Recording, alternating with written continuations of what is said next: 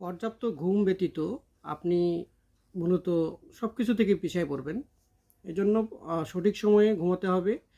এখন আপনি বলতে পারেন যে সঠিক সময়টা কখন? সঠিক সময়টা অবশ্যই রাতের বেলা ঘুমাতে হবে, এবং রাতের বেলা সেটা হচ্ছে সবচেয়ে পিক টাইম হচ্ছে আপনার রাত 11:30। রাত 11:30টার আগেই আপনাকে ঘুমাতে হবে, এবং ওঠার ক্ষেত্রেও আপনি সেভাবে প্রিপারেশান নেবেন। ফজরের আজানের আগে আগে বা ফজরের আজানের সময় আপনি উঠবেন। এভাবে আপনার দেহঘড়ি সেট আপ করতে হবে। মূলত একজন সুস্থ ব্যক্তির 6 ঘন্টা প্লাস ঘুম দরকার। এছাড়া আপনি যে কাজগুলো করবেন সেখানে দেখা যাচ্ছে যে নিজেকে আপনার ভালোবাসতে হবে প্রথমেই।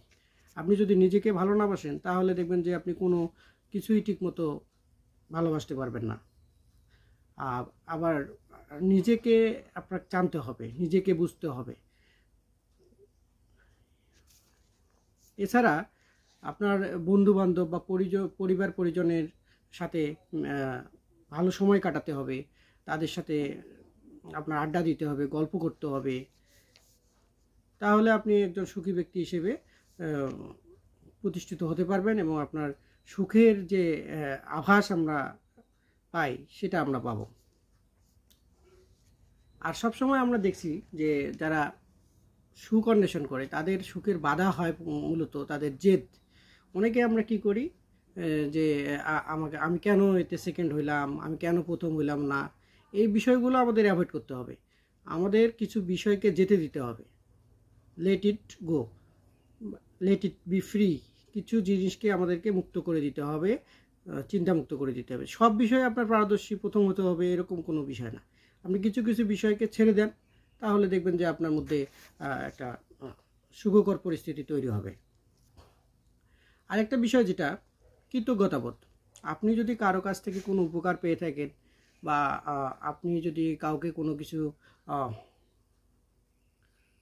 কোনো কিছু কারো কাছ থেকে আপনি নিয়ে থাকেন বা কারো সাহায্য পেয়ে থাকেন, সেক্ষেত্রে আপনি তার প্রতি কৃতজ্ঞ হবেন বা কৃতজ্ঞতা বোধ প্রকাশ করবেন। এটাই স্বাভাবিক। অনেকে আমরা কৃতজ্ঞতা বোধটা দিতে জানি না, যার কারণে আমাদের মনের মধ্যে এক ধরনের দুঃখ বা এক ধরনের বিরূপ পরিস্থিতি তৈরি হয়। তো এই জিনিসগুলো আমরা যদি ফলো করি, সেই সাথে অন্যের প্রতি আমাদের অবশ্যই সহযোগিতার হাত বাড়াতে হবে। সবসময় মানুষকে সহযোগিতার মনোভাব নিয়ে এগিয়ে যেতে হবে।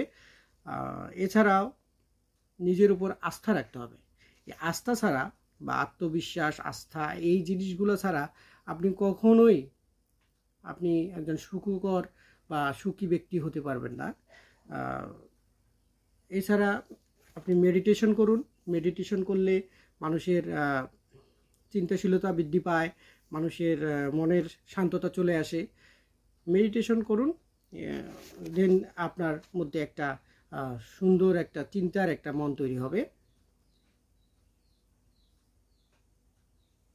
আমরা আরেকটা জিনিস অ্যাভয়েড করব, সেটা হচ্ছে সোশ্যাল কানেকশনটা আমাদের বেশি হয়ে যায়। অনেক সময় এত পরিমাণ সোশ্যাল কানেকশন হয় যার কারণে দেখা যায় যে রিয়েল কানেকশনগুলো আমরা করতে পারি না। এজন্য আমাদের সোশ্যাল মিডিয়ার যে যোগাযোগ, সোশ্যাল মিডিয়ার যে ব্যবহার, ফেসবুক, ইনস্টাগ্রাম, টুইটার, যেগুলো আমরা সোশ্যাল মিডিয়ায় ব্যবহার করি, সেগুলো ব্যবহার কমিয়ে সরাসরি আমরা যার সাথে দেখা করা দরকার বা যার সাথে কথা বলা দরকার, তার সাথে যদি আমি সরাসরি গিয়ে কথা বলি, দেখা করি, তাহলে দেখা যাবে যে আমাদের রিয়েল কানেকশনটা বৃদ্ধি পাবে, এবং আমাদের কর্মপন্থা এবং আমাদের সুখের পরিধি বৃদ্ধি পাবে। ধন্যবাদ সবাইকে। এই বিষয়গুলো ফলো করলে আমাদের যে সুখী হওয়ার যে সহজ যে পন্থাগুলো, সেটা আমরা অর্জন করতে পারবো, এবং নিজেকে একজন সুখী ব্যক্তি হিসেবে প্রতিষ্ঠা করতে পারবো। ধন্যবাদ সবাইকে।